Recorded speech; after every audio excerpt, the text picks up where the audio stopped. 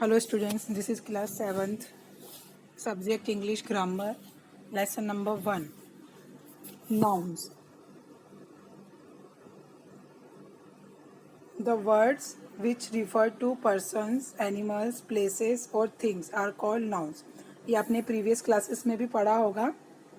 ऐसे शब्द जो किसको दर्शाते हो, पर्सन किसी इंसान के नाम को, चाहे बॉय हो या गर्ल, एनिमल्स, प्लेसेस और थिंग्स आर कॉल्ड नाउन्स. ये सारे जो नाम किसी भी सेंटेंस में आते हैं, किसी जगह का नाम, किसी शहर का नाम, किसी चीज़ का नाम या किसी का नाम, तो वो सब नाउन्स कहलाते हैं. इसको हिंदी में बोलते हैं संज्ञा. Kinds of nouns, there are 5 kinds of nouns: common noun, proper noun, collective और आपके कोर्स में है एब्स्ट्रैक्ट नाउन और फिर formation of abstract nouns. Fifth है मटेरियल नाउन, फिर है काउंटेबल और अनकाउंटेबल नाउन्स. तो पहले हम लेंगे common nouns. A common noun is a word that refers to any member of a class of person. यानी कॉमन नाउन का मतलब सीधा सिंपल है कि कॉमन, ये जो चीज़ सबके लिए कॉमन हो. जैसे कोई पर्सन का नाम, जैसे कि बॉय है या गर्ल, तो जितने भी लड़के हैं सबको बॉय बोलेंगे, जितनी भी लड़कियां हैं सबको गर्ल कहा जाता है. अब किसी सेंटेंस में आता है सिटी, तो किसी भी शहर को हम सिटी बोलेंगे. कोई गांव होता है तो उसको बोलते हैं विलेज. काऊ, अब काऊ तो सबके लिए काऊ है, ऐसा नहीं कि मेरी काऊ और आपकी काऊ में मतलब नाम में अंतर होगा. चेयर, चेयर का नाम चेयर ही होता है.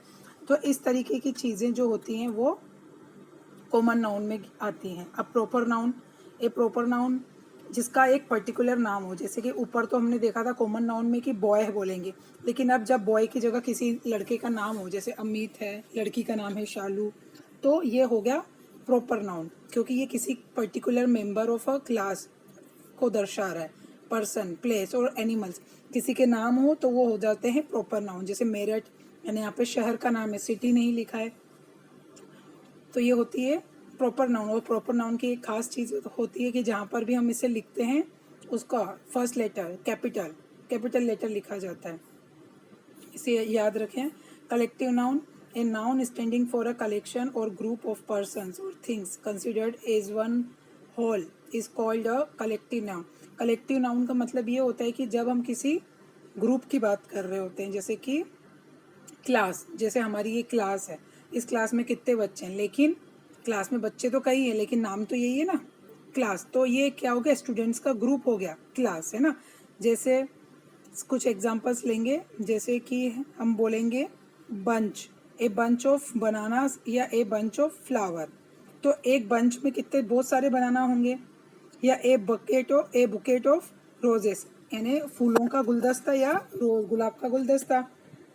ऐसे ए गैलेक्सी ऑफ स्टार्स, अब स्टार्स का जो समूह होता है उसे गैलेक्सी कहते हैं ना. तो इसी तरीके से जो एक ग्रुप हो, जैसे हम सोल्जर्स की जो आर्मी होती, तो आर्मी किससे बनती, सोल्जर्स से बनती. इसी तरीके से ये कुछ एग्जाम्पल्स हैं, आप पढ़ें. नेक्स्ट है fourth number, abstract noun. An abstract noun is the name of something which we can neither see or nor touch, but we can only think of.